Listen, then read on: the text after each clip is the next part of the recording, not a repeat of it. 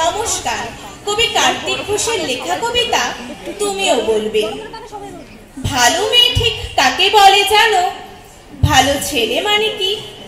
তুমিও বলবে সহজ প্রশ্ন, মাপকাঠি একটি।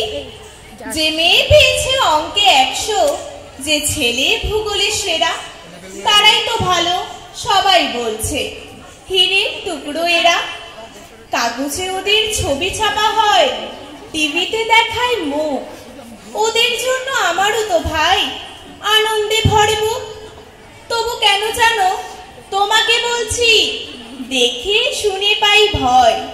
শুধু এত এত নম্বর পেলে কি ভালো ছেলে মেয়ে হয়? আচ্ছা ধরো না, যে মেয়ে পেয়েছে অঙ্কে অনেক কম, তার গান শুনে মুগ্ধ সবাই, হাততালি হারদাম। ওই যে ছেলেটা পাশ করে গেছে এবারেও টেনে টুনে, বলতে কি ভাই আমরা অবাক তার আবৃত্তি শুনে। নাটকেও তার নেশা আছে, পরের বিপদে ছোটে।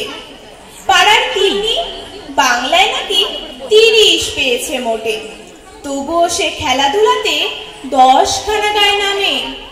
সত্যি বলো তো, তোমরাও বলবে?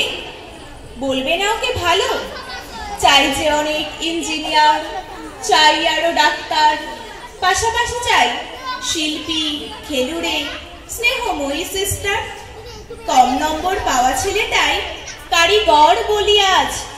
চেষ্টা করতে ওর হাতে দেখো কত দরকারি কাজ। পরের বিপদে কাতর যে মেয়ে, মুখটি করেছে কালো। কম নম্বর পেয়েছে বলে কি বলবে না ওকে ভালো? অভাবের টানে কলেজে পড়েনি, ছোট দরমার বাড়ি, তবুও ছেলেটা বাবা মাকে দেখে, ভাড়াতে চালায় গাড়ি। তাই বলছি কি শুধু নম্বর হয় নাকি মাপকাঠি? ভালো ছেলে মেয়ে বলতে কি ভাই, মানুষ চাইছি খাঁটি।